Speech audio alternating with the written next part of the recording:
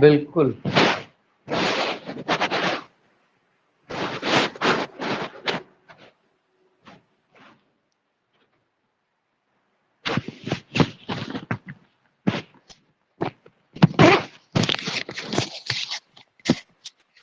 हर्षित, हर्षित, कोई डाउट है? नहीं सर। पढ़ाई वढ़ाई कर रहा है कि नहीं? हाँ करेंगे। पक्की बात आपकी बात है? गुड।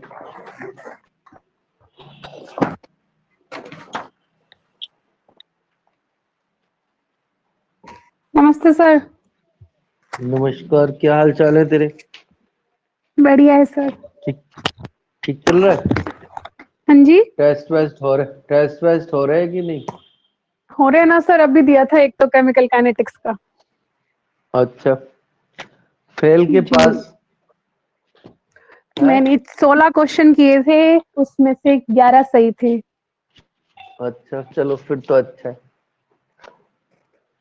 पर हमने कल शायद डाल दिया वो टेस्ट हमने पुराने साल का, है ना? एक 11 क्वेश्चन का हमने कल देखे फर्स्ट ग्रेड में, ऐसे लल्लू पल्लू से क्वेश्चन आते हैं, बस पूछो ही मत। हमारे क्लास में हाँ, डालेंगे। तभी तो डूब जाते हैं सर। सच में इतने लल्लू से क्वेश्चन होते हैं, बता नहीं सकते कितने लल्लू होते हैं। सर खुद पे डाउट होने लग जाता है, ये क्या पूछेगा, ऐसा थोड़ी पूछ सकता है कोई। हाँ, कल हमने क्या है, सारे साल के पेपर खोले। जी। हमने कभी जीवन में देखा ही नहीं पेपर कैसा होता है। बच्चे आके बता देते हैं सर पूरा आया था, हम मान लेते। नहीं सर, कहते तो सही है वो। हैं? हम मान लेते हैं, हमने आज को देख ही लेते हैं कि कैसा पेपर आता है, तो हमें तो देखकर ही बड़ी वो लगी कि इतना लल्लू पल्लू सा, ये तो हम चलते फिरते ही बता दें। इसमें पढ़ने की कोई नीड ही नहीं है। तो देखो नॉर्मेलिटी, हम कहां तक पहुंच गए थे? एक नॉर्मेलिटी और पढ़ लो। Normality clear? नॉर्मेलिटी का मतलब होता है number of gram equivalent, number of gram equivalent of solute in 1 litre, solute in 1 litre. 1 litre में हम जितने ग्राम इक्विवेलेंट, ग्राम तुल्यांकों को डाल दें तो उसको नॉर्मेलिटी कहते हैं। तो अब नॉर्मेलिटी का फॉर्मूला क्या हो जाएगा? ऊपर तो नंबर ऑफ मोल की जगह नंबर ऑफ ग्राम इक्विवेलेंट आ जाएंगी, और नीचे वॉल्यूम लीटर की जर से। पर अगर आपको नॉर्मेलिटी नहीं आती तो कोई बात नहीं, आप मोलैरिटी से निकाल सकते हो। इसमें वो सारे फॉर्मूले लगेंगे जो उसमें लगे थे। अब देखना क्या फर्क आया, उस मोलैरिटी में या मोलर मास होता है, लेकिन नॉर्मेलिटी में इक्विवेलेंट वेट होगा। क्लियर? अगर उसने हमें परसेंटेज दे रखा है, क्या दे रखा है? परसेंटेज। अगर परसेंटेज दे रखा है तो फिर ये फॉर्मूला ये हो जाएगा। क्लियर?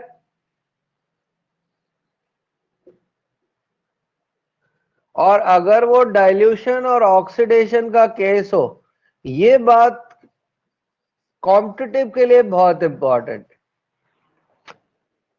एक्चुअल में ऑक्सीडेशन, रिडक्शन, रिडॉक्स रिएक्शन में इस वाले फॉर्मूले का यूज करना चाहिए। वॉल्यूमेट्रिक एनालिसिस हो, सब में ही इस फॉर्मूले का यूज करना चाहिए। इससे जो रिजल्ट आते हैं वो बेटर आते हैं। और नेक्स्ट फॉर्मूला हम पहले ही ऑलरेडी सीख चुके हैं कि normality equal to molarity into valency factor होता है। और इसका एग्जाम्पल हमने देख ही लिया था कि H3PO3 की अगर हमें निकालनी है, जैसे हमारे पास 0.3 m है, 0.3 m phosphorus acid, 0.3 m phosphorous acid, तो इसकी नॉर्मेलिटी हो जाएगी कितनी? 0.3 को मल्टीप्लाई कर देंगे 2 से तो 0.6 आ जाएगी। और ज्यादातर बार यही पूछा हुआ है, पर हमको नॉर्मेलिटी को मोलैरिटी में कन्वर्ट करना आना ही चाहिए, क्योंकि कॉम्पिटिटिव में ये बहुत ज्यादा एक्सटेंसिवली यूज होती है नॉर्मेलिटी। या कॉम्पिटिटिव वाले क्वेश्चनों को निकालने के लिए नॉर्मेलिटी बेटर है मोलैरिटी से। नॉर्मेलिटी से बहुत जल्दी तो सम होता है और इजीली हो जाता है। ठीक है, कोई डाउट तो नहीं इतने में? तो हम चलते हैं, ठीक है ना। इसके सम हम आपको करा देंगे, एक सम करा ही देते हैं, तो लिखो, बोलू सम। ठीक। तो हम एक न्यूमेरिकल करते हैं, देखना। Calculate the volume of oxalic acid. Oxalic acid का आयतन ज्ञात करो, ठीक है ना। Calculate the volume of 0.2 m oxalic acid which neutralise या which reduce 50 ml 0.1 m KMnO4। Hindi में रिपीट कर रहा हूं, 0.2 m ऑक्सैलिक एसिड का वॉल्यूम या आयतन ज्ञात करो जो 50 ml 0.1 m KMnO4 को रिड्यूस कर दे। तो अब ये ऑक्सीडेशन रिडक्शन का केस है, तो देखते ही समझ जाना चाहिए कि हमें ये फॉर्मूला यूज करने वाले N2 और B2, क्योंकि इसमें मोलैरिटी की दे रखी है। तो हम इस फॉर्मूले को चेंज कर लेंगे, M1 N1 B1 is equal to M2 N2 B2। अब हमको इनके वैलेंसी फैक्टर इस उम्र में आने ही चाहिए। अगर हमें ये बात आती नहीं है तो ये हमारे लिए भी शर्म की बात है और तुम्हारे लिए भी है, ठीक है ना। हमारे लिए तो शर्म की बात है ही, पर तुम्हारे लिए तो खतरनाक है, क्योंकि हमारे तो शर्म आके रह जाएगी, पर तुम्हारा सिलेक्शन नहीं होगा। तो अब देखना, मैंने इसको ऑक्सैलिक एसिड मान लिया है 0.2 m। कोई बच्चा बता सकता है कि इसका वैलेंसी फैक्टर कितना होता है? ऑक्सैलिक एसिड का वैलेंसी फैक्टर 2 होता है, 2। और B1 हमें निकालना है। KMnO4 की मोलैरिटी 0.1 दे रखी है और इसका वैलेंसी फैक्टर 5 होता है। ये बात हमको याद करनी पड़ती है भैया, और कैसे याद करनी पड़ती है वो मैं यहां पे लिख भी देता हूं कि एसिडिक मीडियम में ये Mn+2 में कन्वर्ट हो जाता है, तो 5 इलेक्ट्रॉन। न्यूट्रल में ये MnO2 में कन्वर्ट हो जाता है, तो 3 इलेक्ट्रॉन। और बेसिक मीडियम में ये MnO4 माइनस में कन्वर्ट हो जाता है, तो 1 इलेक्ट्रॉन। क्लियर? सर तो बताओ ऑक्सैलिक एसिड के वॉल्यूम कितना हो जाएगा? ऑक्सैलिक एसिड का वॉल्यूम हो जाएगा, वो हो गया 25 ml, और ये हो गया 4 ml। तो है ना, सही है ना। 25 को 4 से डिवाइड कर दिया, तो अप्रोक्स कितना आ गया? हर्षित, हर्षित वॉल्यूम कितना आया है? 625 6 पॉइंट समथिंग होगा, 6.225 डिवाइड करेंगे। है। हाँ, 0.4 से करेंगे भैया तो ज्यादा आएगा। 62.5। 5 हाँ 62.5 है। Yes sir. यस हाँ, 62.5 ml। ऐसे भी डूब जाते हैं, और ऐसे टीचर डूबते। क्लियर? तो हम आगे चलते हैं और पढ़ने वाले हैं हेनरी लॉ। हेनरी लॉ से हम देख सकते हैं गैस की सॉल्युबिलिटी, गैस की सॉल्युबिलिटी इन लिक्विड, अर्थात गैस सॉल्युबिलिटी इन लिक्विड। ठीक है? तो गैस की सॉल्युबिलिटी की डेफिनेशन क्या होती है? ये होती है XML gas, XML gas dissolve in या present in 1 ml solution, 1 ml में ही देखते हैं हमेशा, या फिर 1 cc solution called gas solubility, called gas solubility। 1 cc या 1 ml में जितनी गैस डिजोल्व है, ठीक है ना, उसको हम गैस की सॉल्युबिलिटी कहते हैं। क्लियर? आगे बढ़े। अब जो गैस की सॉल्युबिलिटी है ना, वो कई सारे फैक्टर्स पे डिपेंड करती है। गैस सॉल्युबिलिटी डिपेंड अपॉन, तो हम यहां पर देखने वाले हैं किन किन फैक्टर्स पे डिपेंड करेगी। गैस की सॉल्युबिलिटी किन किन फैक्टर्स पे डिपेंड करेगी। तुम्हारे सरफेस आ रहा है क्या? नहीं। तो गैस की जो सॉल्युबिलिटी है वो पहले डिपेंड करती है सॉल्युबिलिटी ऑफ गैस, ठीक है ना, directly proportional to liquefaction. Liquefaction का मतलब हिंदी में होता है द्रवीकरण। इसका मतलब यह है कि जो गैस जल्दी लिक्विफाइड होगी वो जल्दी से सॉल्युबल हो जाएगी। अब बच्चा हमसे फिर कहेगा कि कौन सी गैस जल्दी लिक्विफाइड होगी, तो इसको देखने का पहला तरीका है मोलर मास।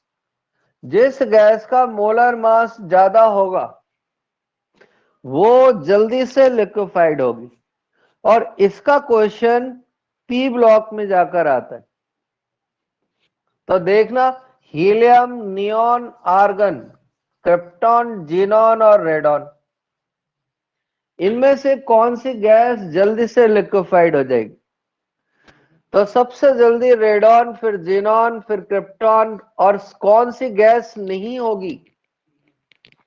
हीलियम कभी लिक्विफाइड नहीं होती। यही सरफेस में भी पूछा जाएगा, कौन सी गैस चारकोल पर लिक्विफाइड एडजॉर्ब नहीं होगी? हीलियम। क्लियर? दूसरा देखने का तरीका है डाइपोल मोमेंट। डाइपोल मोमेंट, और इसको पॉइजनस नेचर भी लिख सकते हैं। पॉइजनस नेचर का मतलब विषैली प्रकृति। इस पे ये आसान सा क्वेश्चन आ सकता है, CO और O2 में से कौन जल्दी एडजॉर्ब होगी, कौन ज्यादा सॉल्युबल होगी? CO। तो CO ज्यादा सॉल्युबल होगी।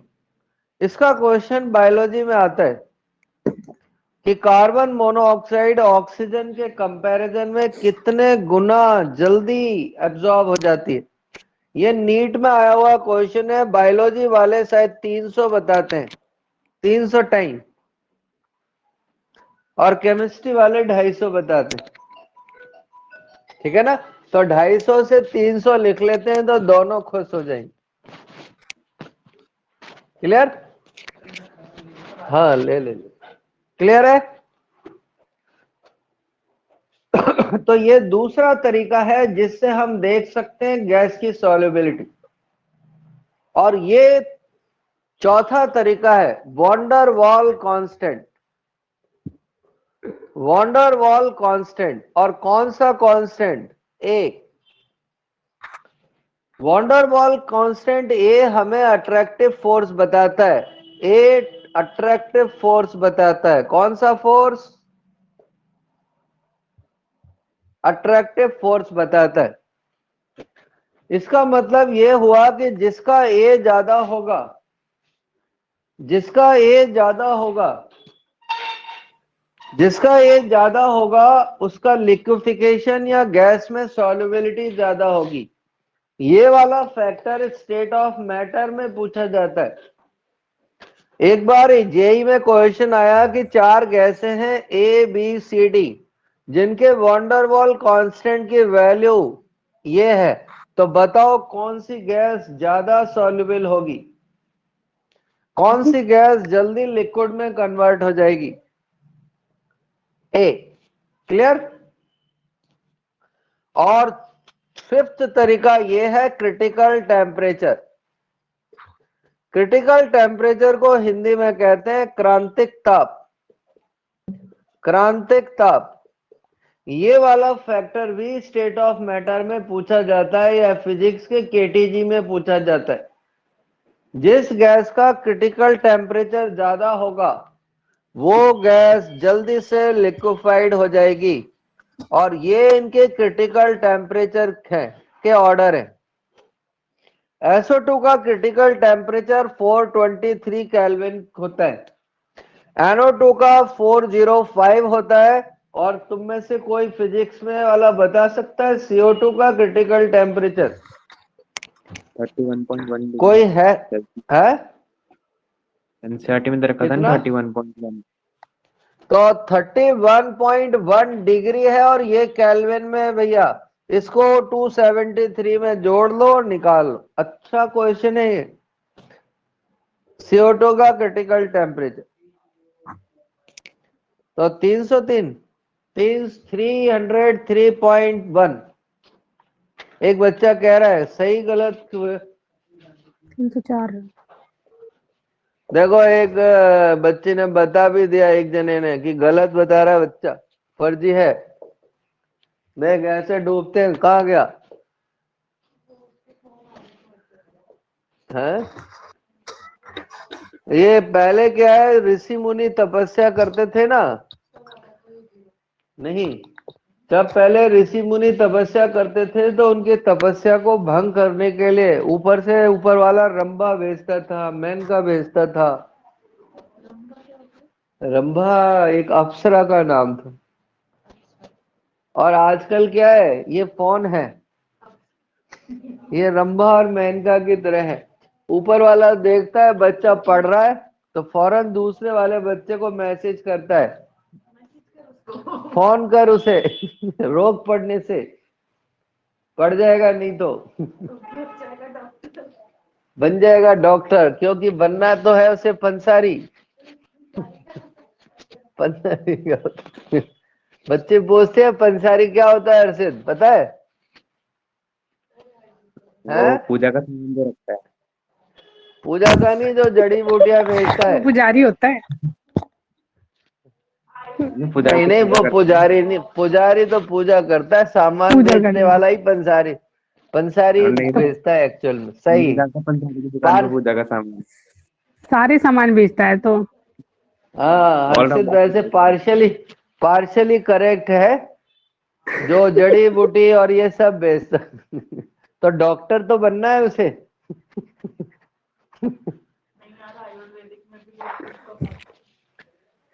बड़े अपन आगे, तो हम चलते हैं फिर आगे नया फैक्टर देखने। ठीक है, जो नया फैक्टर है गैस सॉल्युबिलिटी का, इसके ऊपर कल 12th में क्वेश्चन आ सकता है। Gas solubility, gas solubility inversely proportional temperature होती है, और टेम्परेचर में और इस KH में डायरेक्टली प्रोपोर्शनल का रिलेशन होता है। तो अगर हम टेम्परेचर बढ़ाएंगे तो KH की वैल्यू बढ़ जाएगी और सॉल्युबिलिटी कम हो जाएगा। और उसकी सॉल्युबिलिटी डिक्रीज हो जाएगी। ठीक है ना, क्लियर है? आगे बढ़े।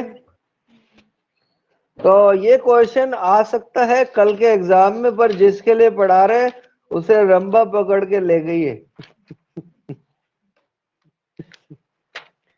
बड़े आगे क्या करें, तो देखते हैं अगला फैक्टर। ठीक है ना, और टेम्परेचर का जो इफेक्ट है वो हम इस फॉर्मूले से देखते हैं, log C2/C1। log C2 by C1 del H solution, del H solution, ठीक है ना, डिवाइडेड बाय 2.303 R और T2 minus T1 divided by T2 into T1। हमने इसके जैसी एक इक्वेशन देखी थी और उसका नाम था आर्हेनियस इक्वेशन, पर इसका नाम क्या है? कोई बता सकता है कि इसका नाम क्या है? इसका नाम है क्लैपेरियन इक्वेशन।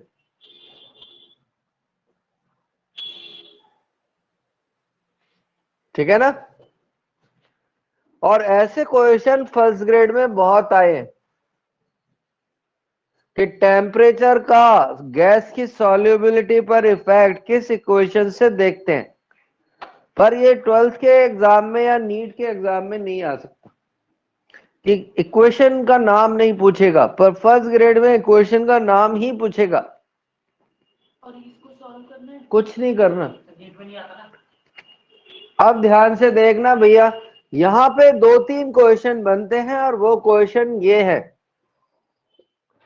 कि जो एक्वाटिक स्पीसीज होते हैं, पानी में रहने वाले जल जंतु, एक्वाटिक स्पीसीज जो होते हैं पानी में रहने वाली मछलियां आदि, ठीक है ना, grow more rapidly in cold water. जो पानी में रहने वाले जीव जंतु एनिमल हैं वो ठंडे पानी में तेजी से ग्रोथ क्यों करते हैं? क्यों करते हैं? ऑक्सीजन की सॉल्युबिलिटी बढ़ जाती है। क्योंकि हम जानते हैं कि टेम्परेचर और सॉल्युबिलिटी में इनवर्सली प्रोपोर्शनल का रिलेशन होता है। ठंडे पानी में टेम्परेचर कम होगा तो ऑक्सीजन की सॉल्युबिलिटी बढ़ जाएगी, ठीक है ना। तो हम यहाँ पे लिख लेंगे O2 solubility increases, Henry constant है KH।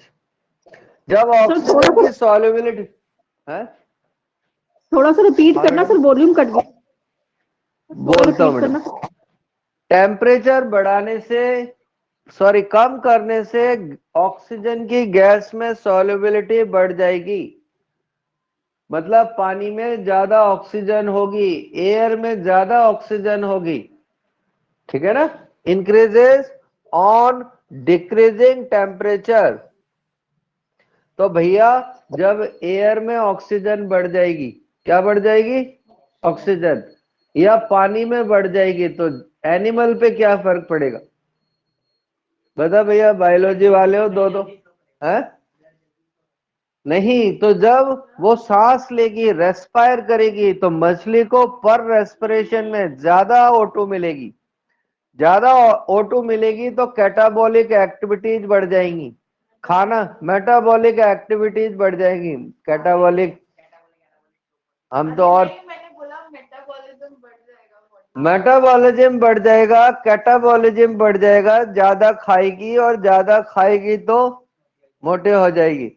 इसलिए जो ठंडे पानी में वेल मिलती है, इंडियन ओशन में वेल्स नहीं मिलती, या मछलियां छोटी छोटी मिलती हैं, और अंटार्कटिका वगैरह पे मछलियां मोटी मोटी मिलती हैं। क्यों? क्योंकि वहां टेम्परेचर कम होने से उस एक्वाटिक स्पीसीज को ज्यादा ऑक्सीजन मिलती है, खूब मस्त खाती है और मस्त हो जाती है। आगे बढ़े। दूसरा क्वेश्चन ये छोटा मोटा सा है कि हम कोक की बोतल को या थम्स अप की बोतल को लेस टेम्परेचर पे क्यों रखते हैं? क्यों रखते हैं कोक की बोतल को? क्योंकि लेस टेम्परेचर पर कोक में CO2 की सॉल्युबिलिटी बढ़ जाती है और उससे कार्बोनेटेड वाटर में स्वाद रहता है। अगर हम कोक की बोतल को खुला छोड़ दें थोड़ी देर में ही उसके अंदर से CO2 बाहर निकल जाती है और इतना बुरा पानी हो जाता है कि बस पूछो मत। क्लियर? अब हम फाइनली उस फैक्टर पे आ गए हैं जो सबसे ज्यादा इंपॉर्टेंट है, और उस फैक्टर का नाम है प्रेशर। गैस की सॉल्युबिलिटी पर प्रेशर का इफेक्ट। तो गैस की जो सॉल्युबिलिटी है वो प्रेशर के डायरेक्टली प्रोपोर्शनल होती है, प्रेशर ऑफ गैस के, या गैस पे जो प्रेशर लगाएंगे उस पर। जैसे जैसे हम गैस का प्रेशर बढ़ाते जाएंगे या गैस पर प्रेशर बढ़ाते जाएंगे, गैस की सॉल्युबिलिटी बढ़ती जाएगी। ठीक है, अगर हम इसको इस फॉर्म में लिख दें तो ये हो जाएगी MKH इंटू पी। और हम इस फॉर्मूले का यूज तब करते हैं जब सॉल्वेंट के बारे में कोई इंफॉर्मेशन नहीं गिवन हो, सिर्फ गैस ही गैस के बारे में इंफॉर्मेशन दी हो। और यहां पर जो KH है उसको क्या कहते हैं, उसको हम हेनरीज कांस्टेंट कहते हैं। बच्चा पूछता है M क्या है, तो M है मास ऑफ गैस, और PV बताएं, P for pressure, P for pressure. पर एक दूसरा रूल भी है, एक दूसरा रूल भी है, और वो रूल क्या है देखना, कि जो मोल फ्रैक्शन गैस के हैं वो डायरेक्टली प्रोपोर्शनल प्रेशर होते, डायरेक्टली प्रोपोर्शनल प्रेशर होते। तो अगर हम इस डायरेक्टली प्रोपोर्शनल साइन को हटाएंगे तो ये K आ जाएगा और ये क्या हो जाएगा, P। हर्षित बता सकता है कि ये K क्या है? इनकी कांस्टेंट ही है। तो ये हेनरी कांस्टेंट नहीं है, कांस्टेंट है। अब K में और हेनरी कांस्टेंट में ये रिलेशन होता है। 1/Q। ऐसा राजस्थान बोर्ड की किताब में दिया हुआ है। तो जब हम इसको यहां रखेंगे तो ये फॉर्मूला हमारा बदलकर ये हो जाएगा। क्लियर? और यहां पर हम मोल फ्रैक्शन लिख सकते हैं न्यूमेरिकल निकालने के लिए। तो P gas is equal to KH into moles of gas divided by moles of gas plus moles of solvent.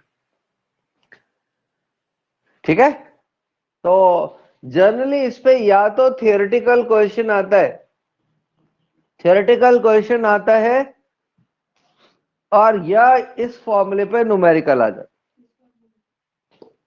इन फॉर्मूले से। है? हाँ भैया, नीट में क्यों नहीं आएगा? ठीक है, अगर हम इसका ग्राफ खींचते हैं तो ये ग्राफ ऐसा आता है, और ये ग्राफ हमने किस किस में खींचा है, प्रेशर में और मोल फ्रैक्शन में। और उसका जो स्लोप है वो किसके इक्वल होगा, स्लोप KH के इक्वल होगा। यहां पे एक ऐसा फर्जी क्वेश्चन आ सकता है ऐसे करके, ये T1 पे है और ये T2 पे, बताओ कौन ज्यादा है?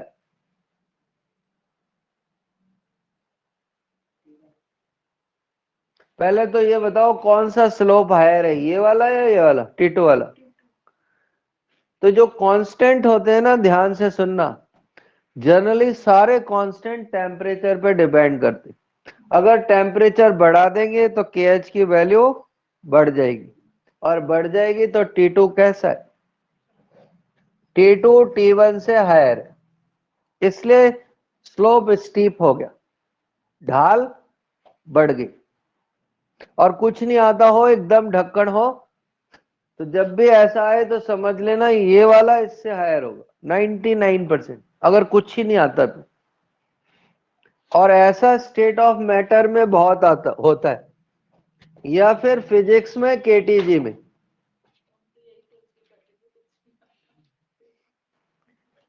ठीक है, तो हम इसकी हेल्प से न्यूमेरिकल करेंगे कुछ सरल सरल से। पर यहां पर हेनरी लॉज की कुछ लिमिटेशंस हैं, और हेनरी लॉज की लिमिटेशंस क्या है वो हम लिख लेते। नंबर 1, प्रेशर हाई नहीं होना चाहिए, प्रेशर नॉट हाई। दूसरा है temperature not low. Press temperature बहुत ज्यादा लो हुआ तो हेनरी लॉ फुसफुस हो जाएगा, फुसफुस हो जाएगा। और थर्ड बात, gas not react with solvent.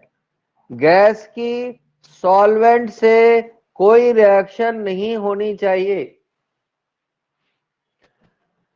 Gas की सॉल्वेंट के साथ में कोई भी रिएक्शन नहीं होनी चाहिए। अगर रिएक्शन हो गई, ठीक है ना, तो फिर हेनरी लॉ फेल हो जाएगा। हम जो कैलकुलेशन करेंगे वो फेल हो जाएगी। तो यहां पर एक क्वेश्चन बनता है जो आज पहली बार मैंने बताया किसी को, ना किसी किताब में। HCl, H2S, इनमें से किस गैस पे हेनरी लॉ फेल हो जाएगा? एक्वस सॉल्यूशन में किस पर हेनरी लॉ नहीं लगेगा, फेल हो जाएगा? हर्षित तीनों पे है? तीनों पे नहीं लगे। तीनों पे ही नहीं लगेगा। ले, अब हम तेरी बात को तू सही हो जाए इसके लिए हमने इसमें क्या किया, PH3 और जोड़ दिया। अब एक ही आंसर करना है। NH3। क्यों? NH3 में ऐसा क्या खास बात है? दिल से बता रही है या दिमाग से? दिल से बता रही है तो आंसर नहीं पूछेंगे, और दिमाग से बता रही है तो लॉजिक पूछेंगे। है दिल से या दिमाग से? जल्दी कर जाता है। कौन से सॉल्वेंट से? तो देखो क्या होती है, ammonia is a very soluble in water. अभी आपने बोला तीनों नहीं होंगे। हमने नहीं कहा तीनों, उसने कहा तीनों ही नहीं करेंगे उस बच्चे ने। तो हमने उसकी बात खत्म करने के लिए एक चॉइस और लिख दी। अब उसकी तीनों वाली चॉइस तो खत्म ही हो गई ना, अब तो एक ही करेगा। तो ये जो गैस है ये पानी में सॉल्युबल होती है, और कितनी सॉल्युबल होती है कि 1 लीटर पानी में 1200 लीटर अमोनिया डिजॉल्व हो जाती है। Ammonia is a very highly soluble in water. Clear? क्योंकि इसने सॉल्वेंट के साथ में गुडमुड करके रिएक्शन कर ली और क्या बना दिया, NH4O। मतलब इसमें लॉ फेल हो जाएगा। हाँ, हम हेनरी लॉ से निकालेंगे तो इसकी सॉल्युबिलिटी बहुत कम आएगी, पर हम जब एक्सपेरिमेंटल देखेंगे तो हजारों गुना ज्यादा आएगी। तो अब पूछेंगे ना ऐसा क्यों हो रहा है? तो ऐसा इसलिए हो रहा है क्योंकि अमोनिया ने वाटर के साथ में रिएक्शन कर। क्लियर? तो हम चलते हैं इसके कुछ थियोरेटिकल क्वेश्चन करने के लिए। ठीक है भैया? तो देखना पहला क्वेश्चन एनॉक्सिया हो जाता है। अगर हम हायर एल्टीट्यूड पे जाते हैं तो हमको एनॉक्सिया हो जाता है। कोई बताएगा ये एनॉक्सिया क्या होता है? ऑक्सीजन की एनॉक्सिया का मतलब होता है डेफिशिएंसी ऑफ ऑक्सीजन। नाक में से खून आना एनॉक्सिया नहीं है। नहीं, मतलब ऐसा होता है उसके सिम्टम। हाँ, सिम्टम हो सकता, तो डेफिशिएंसी ऑफ ऑक्सीजन हो जाती है। अब देखना कैसे होती है। जब हम हायर एल्टीट्यूड पे जाते हैं तो जैसे जैसे ऊपर जाएंगे प्रेशर क्या होगा, डिक्रीज। प्रेशर डिक्रीज होता जाएगा। तो एयर में ऑक्सीजन की क्वांटिटी कम होती जाएगी। ठीक है ना? तो हमारी बॉडी इससे फाइट करने के लिए क्या करती है? कोई बता सकता है? आरबीसी प्रोडक्शन बढ़ जाता है, ब्रीदिंग रेट बढ़ जाएगा, और ठीक है ना? तो आरबीसी का प्रोडक्शन बढ़ जाता है, आरबीसी फॉर्मेशन रेट इंक्रीजेस। तो बायो का फर्जी क्वेश्चन हो सकता है। आरबीसी ज्यादा बनेंगी तो ऑक्सीजन कैरिंग कैपेसिटी बढ़ जाएगी। पहले पिक्चर देखिए पुरानी, तो पुरानी पिक्चर में जब कोई हादसा हो जाता था तो पहाड़ों पे घूमने जाते थे। क्यों? हाँ भाई, आरबीसी पहाड़ों के लोगों के गाल देखे होंगे, लाल होते हैं। अरे तुम्हारे रहते थोड़ी, रहने से होते हैं, ये थोड़ी कि पैदा होके यहाँ आ गए। तो जो लोग पहाड़ों पे रहते हैं उनके होठ थोड़े से, होठ क्या मतलब पूरा बॉडी लाल होती होगी, तो आरबीसी फॉर्मेशन की वजह से रेड रेड दिखाई देते। तो अगर आरबीसी कम है तो फौरन मनाली चले जाओ। और क्या, इसलिए तो बेसमेंट अच्छा नहीं होता, बेसमेंट इसीलिए तो अच्छा नहीं होता। आगे बढ़े, एक बहुत अच्छी टेक्निकल बात बताते हैं। किसी भी ऐसे कोचिंग इंस्टीट्यूट में नहीं पढ़ना चाहिए जो बेसमेंट में चलता, वहां रिजल्ट कभी अच्छा नहीं आता। कारण बेसमेंट में ऑक्सीजन की क्वांटिटी कम होती है, क्वांटिटी कम होती है तो थिंकिंग पावर कम हो जाती है, और थिंकिंग पावर कम हो जाएगी तो नीट नहीं होगा, डॉक्टर तो बनेगा पर पंसारी, और वो इंस्टीट्यूट भी फेल हो जाते हैं जो बेसमेंट में चलते। तो डेंटिस्ट भी तो हो सकता है। वहां डेंटिस्ट का आप बताएंगे बाद में, भी कपन पढ़ा रहे तो एनोक्सिया हो जाता है। एनोक्सिया जब हम हायर एल्टीट्यूड पे जाते हैं, तो लिख लो भैया, जब हम ऊंचाई पर पहाड़ों पर जाते हैं तो खून में ऑक्सीजन की कमी हो जाती, ठीक है ना? क्यों? बाहर प्रेशर कम हो जाता है, बाहर प्रेशर कम हो जाता है तो अंदर से खून बाहर भागता है, खून बाहर भागता है तो नाक में से खून आने लगता है, सिम्टम। अगला है स्कूबा, स्कूबा डिजीज, ठीक है ना? स्कूबा डिजीज को हम और क्या कहते हैं? इसको पी ब्लॉक में एस बैंड डिजीज कहते बैंड हैं, एस बैंड डिजीज, ठीक है ना? डाइवर्स अब ये है, डाइवर्स भी करते हाँ अब देखना, जो सी डाइवर होते हैं, समुद्री दो गोताखोर, तो हम यहाँ पे लिख देते हैं सी डाइवर को समुद्री गोताखोर, जो पानी में अंदर जाते हैं। तो जब ये पानी में अंदर जाएगा तो नीचे प्रेशर क्या होगा? बढ़ जाएगा, बढ़ जाएगा तो ये अपने साथ क्या, ऑक्सीजन का सिलेंडर लेके जाते, तो ब्लड में ज्यादा ऑक्सीजन घुलने लगेगी और ब्लड में ज्यादा ऑक्सीजन हो जाएगी। ये ओके है, कोई प्रॉब्लम नहीं है, बेटर है। अब वो स्कूबा डाइवर ऊपर आएगा तो फिर से प्रेशर कम होने लगेगा, ब्लड में ऑक्सीजन की सॉल्युबिलिटी कम होने लगेगी, तो अब ऑक्सीजन ब्लड में से भागेगी। तो जो हार्ट के बाल्व होते हैं, ठीक है ना, यहाँ पे बाइकस्पिड और यहाँ पे ट्राइकस्पिड बाल्व, उन पे क्या होगा? प्रेशर पड़ेगा, और प्रेशर पड़ेगा तो ये बाल्व फट जाएंगे, तो हार्ट फेलियर हो जाता है।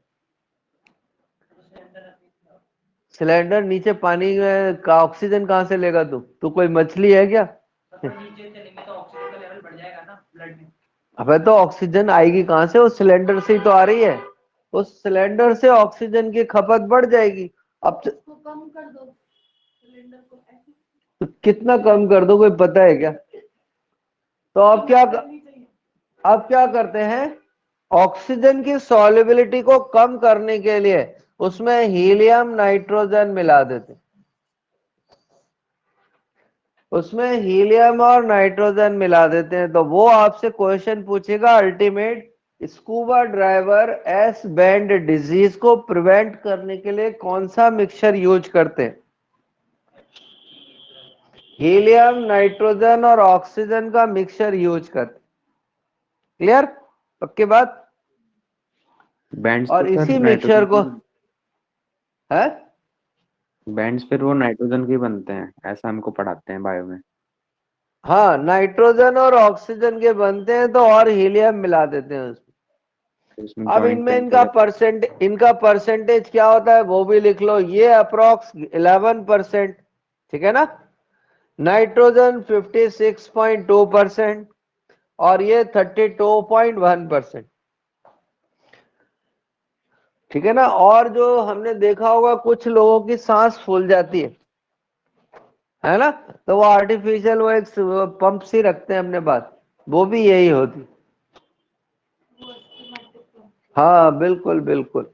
तो ये बायो में आ सकता है कि अस्थमेटिक पंप में क्या भरा हुआ होता है। क्लियर। अगर हम हर्षित तेल को हीलियम सुंघा दें तो क्या होगा है? मैं एक्सेल कर दूंगा थोड़ी देर बाद। नहीं नहीं, अगर तू बात कर रहा हो किसी हाँ लड़की हाँ, से और हीलियम सूंघता जाए तो क्या होगा? उसकी और मेरी आवाज सेम हो जाएगी लड़की जैसी। तो इससे आवाज पतली हो जाती है लड़कियों जैसी। कुछ हाँ देर बाद उसको झटका लगेगा कि मैं बात तो हर्षित से कर रही थी ये। तो हीलियम सूंघने से आवाज पतली हो जाती है लड़कियों जैसी। इसका मतलब इससे आवाज सुरीली की जा सकती है। आइडिया मिल गया। बड़े हैं, हो सकता है सूंघते। अच्छा थोड़ी देर के तो असर रहता है, हमेशा के लिए थोड़ी होता है। बड़े भैया क्वेश्चन आगे करें। बड़े तो देखो ये क्वेश्चन है कि H2S smell, H2S smell is rotten egg like. H2S की स्मेल सड़े हुए अंडे के जैसी होती है। इससे क्वेश्चन का कोई लेना देना नहीं है, it is only for information, ठीक है ना। Used in qualitative analysis, used in qualitative analysis, प्रयोगशाला में हम इसको यूज करते हैं। तो अब क्वेश्चन आ सकता है नीट में कि बताओ H2S जिस एपरेटस में लैब में बनाते हैं उस एपरेटस का नाम क्या होता है? हर्षित, केमिस्ट्री के लैब में कॉर्नर पे एक तीन ऐसा रखा होता है बर्तन प्लास्टिक का, इसका नाम किसी को आता है क्या? इसका नाम किप एपरेटस होता है। किप एपरेटस होता है। तो H2S को किस बर्तन में बनाते हैं? किस में? किप एपरेटस है। जिसने बनाया था उसका नाम किप था और उसने ऐसा इंस्ट्रूमेंट बनाया। तू बनाता तो रोहित इंस्ट्रूमेंट होता, पर तूने कभी H2S देखी ही नहीं। देखो, अगर solubility of H2S, if solubility of H2S is 0.195 m है, मोलल है, मोल्स पर केजी, तो KH निकालो, कैलकुलेट KH। फिर से ये बेकार मतलब इंफॉर्मेशन है सिर्फ क्वेश्चन में कि जिससे बच्चे को याद हो जाए। ऑप्शन देते हैं, पहले कैलकुलेट तो करना शुरू करो कि पहले ही ऑप्शन की जरूरत पड़ गई। तो भैया निकालो। हमने क्या किया, फॉर्मूला लिख लिया, P इज इक्वल टू के H into mole fraction of gas है। सॉल्युबिलिटी दी हुई है। हाँ जी, एटमॉस्फेरिक प्रेशर मान लेंगे ना। हाँ, एट STP। एक और लाइन लिख देता हूं, एट STP कैलकुलेट KH।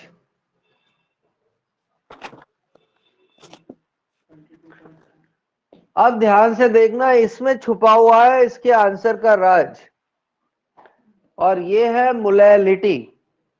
हमने कभी बचपन में पढ़ी होगी मोलैलिटी की डेफिनेशन।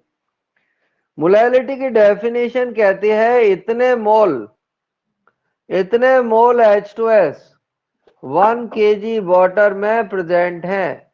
क्लियर? अब अगर आपको ये बात याद नहीं है, मोलैलिटी की डेफिनेशन याद नहीं है, आ सकती है कल, मोलैलिटी की डेफिनेशन याद नहीं है तो भैया कैसे ये न्यूमेरिकल होगा? इस एसटीपी का मतलब क्या है योगिता? स्टैंडर्ड टेम्परेचर और प्रेशर। कितना होता है? 25 डिग्री। बिल्कुल ऐसे ही डूबते हैं मास्टर। ये 273 केल्विन और 1 एटीएम होता है। आज भी 80% मास्टरों को क्या लगता है कि एनटीपी और एसटीपी अलग अलग बातें हैं। दोनों एक ही बात है। जो तूने बताया ना उसका नाम अब बदल गया है। आजकल उसका नाम हो गया है augmented temperature and pressure. Okay? जी तो सर। एसटीपी हो या एनटीपी हो तो हम टेम्परेचर कितना लेंगे? इतना। तो सर एक बार हमने एक टीचर को बताया तो बोला सच में सर ऐसा होता है? मैं तो आज तक यही सोचता था कि ये तो 298 और ये 270। हम आगे चलते हैं। तो अब हमें क्या क्या पता लग गया है? हमें H2S के मोल पता लग गए, हमें वाटर के मोल पता लग गए, और अब बस डालना बाकी है इसमें। तो प्रेशर 1 atm KH। देखो भैया ये बात समझ में आती है?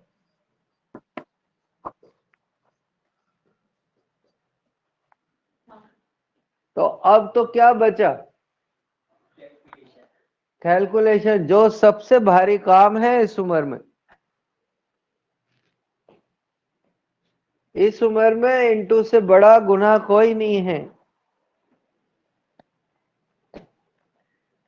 हमें भी कभी इंटू करने का वो लग पड़ जाता है ना तो बड़ा जोर आता है, लगता है कोई कर दे तो बढ़िया है। तो तुमको भी लगता ही होगा है कि नहीं लगता?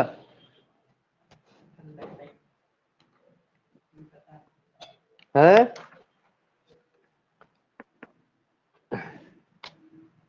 तो भैया इसका आंसर निकाल दो और बता दो। आज तो होगी सो देखी जाएगी। तुमने आंसर निकाला और हमने तुम्हें दिया एक और क्वेश्चन गिफ्ट।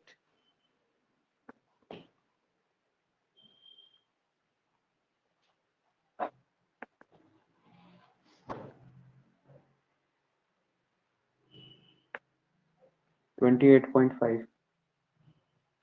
एक आंसर आया है 28.5, सही और गलत की पता नहीं। कैलकुलेट क्वांटिटी हमें तो गलत लग रहा है। कैलकुलेट यही द आता है। क्वांटिटी ऑफ, तुम सबका यही आ रहा है? जी। 2 से शुरू हो रहा है, ऐसा बता है। पक्की बात? शुरू तो 2 से हो रहा है। अब तो हमें ही चेक करना पड़ेगा। सही कह रहे हो? स्टार्ट तो 2 से हो रहा है। तो सामने नहीं उठक बैठक करवा देते। देखो देखो कैलकुलेटर से इंटू करके सही है सर। कैलकुलेट क्वांटिटी है। 293.10 है। एक बच्चे का 293 पर आ गया, पर ये भी गलत है, दोबारा इंटू कर। अब जो भी कर पर गलत कर रखा है तेरे, गलत किया है। 85। 93.10। 285 आंसर है इसका। गलत दिया हुआ फिर तो। है तू कर। जी सर, है 285.61 आ रहा है। आप हाँ। काम करो 0.19 प्लस 55. आप पहले खुद कर लो और बताओ। बताओ कैलकुलेटर से भी इंटू नहीं कर पा रहे हैं बच्चे, तो हाथ से तो कैसे कर पाएंगे? हम तो आजकल कैलकुलेटर पे भी विश्वास छोड़ दिया, बच्चा कैलकुलेटर से भी बता रहा है तो दो। यही है। पक्की बात? पक्का। ठीक है, अगर इतनी जिद्दी कर रहे हो तो तुम ठीक है। नहीं सर 284.81 ही आ रहा है। कैसे आ रहा है? ये 5 का डिफरेंस। लिखो। अब 5 हटा दिया मैंने, 284.81। इतना 3 लंबा तो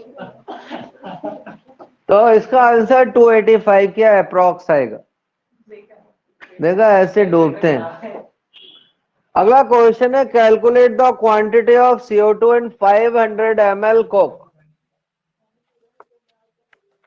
500 ml कोक की बोतल में हमें CO2 निकालनी है।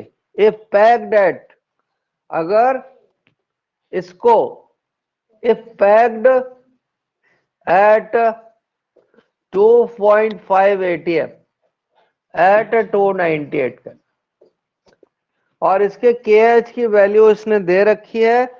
KH की वैल्यू है 1.67 इंटू 10⁸ पास्कल। अब आधी जनता तो पास्कल में ही डूब जाएगी।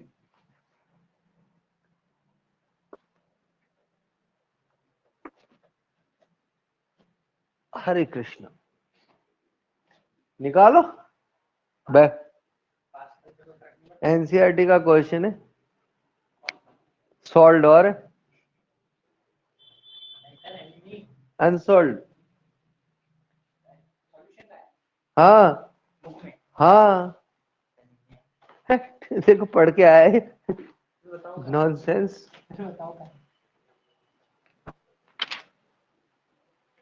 पहले वो तो निकाल, हेनरी लॉ का है। प्रेशर आ गया ना। ये देख, तो सॉल्व है। बड़े देखो भैया, पार्शियल प्रेशर बराबर KH into mole fraction. Clear. तो NCO2 divided by NCO2 plus NH2। Clear है भैया। प्रेशर दिया है 2.5 ATM और KH की वैल्यू दे रखी है इतनी। दोनों की यूनिट इक्वल नहीं है, एक ATM में है और एक पास्कल में। तो हमें इन दोनों की यूनिट को बराबर करना पड़ेगा। तो बताओ, पास्कल में करना चाहते हो या ATM में? तो बताओ फिर ATM पास्कल में क्या रिलेशन होता है? NCO2 हमें निकालना है, NCO2 हमें निकालना है। वाटर के मोल हो जाएंगे 500/18। और ये आप कोई सी भी बुक देख लो, उसमें आधे पन्ने का सोल्यूशन होता है। तो भैया, गाड़ी को आगे बढ़ाने के लिए ये बात पता होनी चाहिए कि इतने पास्कल होता है। अब चाहे तो इसे इंटू कर दो, चाहे तो इसे इंटू कर दो, चाहे डिवाइड कर दो, ये आपकी चॉइस है। तो मैंने क्या किया, इंटू कर दिया। और फिर आपके पास एक भारी काम आ गया है। आपके पास फिर से एक भारी काम आ गया है, जो इस उम्र में किसी को अच्छा नहीं लगता। तो कौन है तुम में से वो सूरमा जो इंटू करके बताए?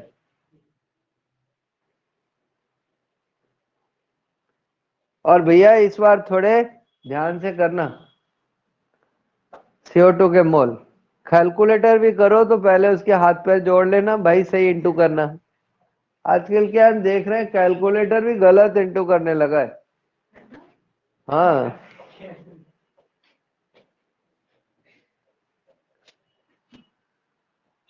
किसी की आवाज आए तो बता देना भैया हमको।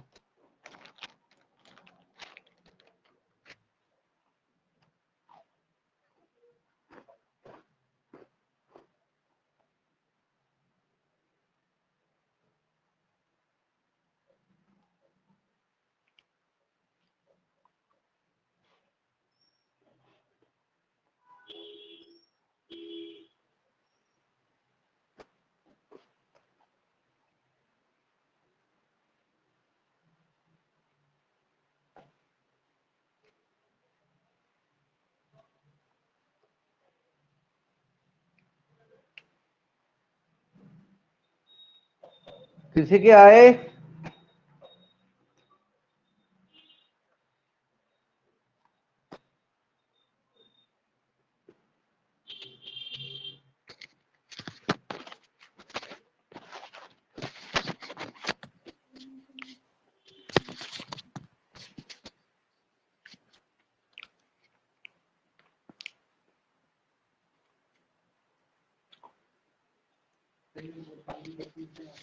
है? बस तो ऐसे कह रहा है जैसे हमने घर में बनाई है तेरे लिए।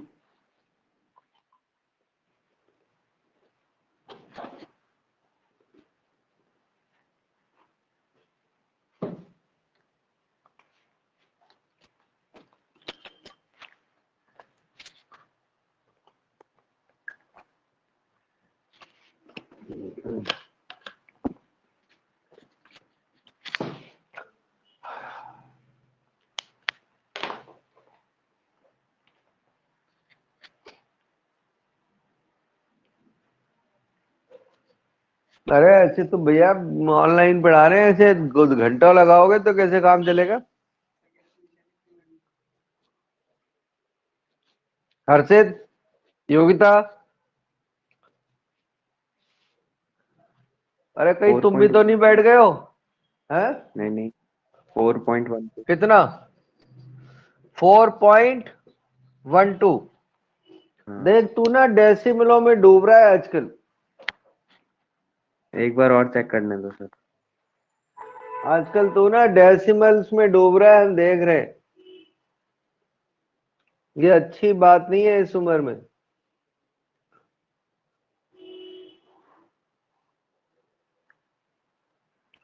4 पॉइंट तो इस साल में तो आनी नहीं।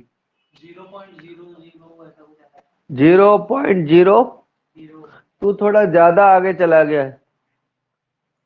-2 भी है 10 की। हाँ, माइनस? नहीं इसके बाद -2 भी होगा। हाँ, देखो भैया हम कुछ हेल्प कर सकते हैं, ये हेल्प कर सकते हैं, इसको नीचे ले आएंगे, डिवाइड करेंगे और इसका आंसर आ जाएगा। तो ये हो जाएगी 1.52 इंटू 10⁻³ इतने पार्ट का। जनरली ऐसे ही कंडीशन में हम ये नीचे वाला नेग्लेक्ट कर देते हैं। तो ये हो जाएगा 55.5 का आधा कितना होता है? 27.7। 27.7। और इनको आपस में मल्टीप्लाई करेंगे तो ये करीब आ जाएगा 0.042 के आसपास। और अगर कोई अब डूब जाए तो कोई रोक नहीं सकता उसे नरक में जाने से। पावर में डिफिशिएंट। रिपीट करो हाँ? सर इसको। बता क्या करें? देख इसको नीचे ले आए, यहां से देख ले। कोई डाउट है इतने में? नहीं ये ऐसे काटते, इसको काटने से ये आ गया। ठीक सर, है, वीडियो शो नहीं हो रहा था मुझको। अब तो हो रहा है। हाँ अब हो रहा है, दोबारा ज्वाइन किया मैंने। Okay okay okay. 1.52 ये नहीं आ रहा? 1.49 आ रहा है। और तो ठीक है, ले यार 49 लिख देते हैं, क्या फर्क पड़ता है? तुम्हारे कैलकुलेशन का भी कोई भरोसा नहीं है हमें। इधर आंसर पे चेंज हो जाएगा 0.039 ऐसा कुछ आएगा। 1.52 ही आएगा। देख जरा करके दोबारा से। नहीं 49 ही आ रहा है। 49 आ रहा है? बताओ। हाँ, देखो सबका 49 ही आ रहा तो है। कोई बात नहीं, थोड़ा सा चेंज हो जाएगा इतने तो। 0.03 में आएगा 39। तो 39 कर ले यार, उसमें ऐसी कौन सी ईगो है? ये ले। पर तुम तो यहां तक पहुंच ही नहीं रहे हो। तू बता रहा है 0.00, वो बता रहा है 4.3। वैसे वो उसका आंसर कैलकुलेशन सही था पावर ज्यादा। में, वो तो अब पावर में देखो राइट। वेट भी, हाँ वेट निकालना है अब CO2 का। ठीक है, तो 0.039 को मल्टीप्लाई कर देंगे कितने से? 44। अब तो कर लो। तो इससे तुम्हें पता लग जाएगा कि अगर तुमने आधी किलो की कोल्ड ड्रिंक घटक ली है तो तुम्हारी बॉडी के अंदर कितनी CO2 चली गई। 1 पॉइंट, आगे तो बोल। 1.716। बस, कोई बात नहीं, चलेगा। अब तुम, हम भी इंटू करने के मूड में। क्लियर है?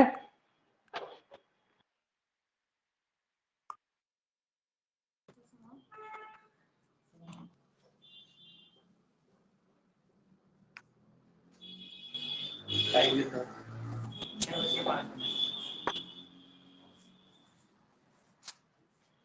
बाकी भैया कल पढ़ेंगे।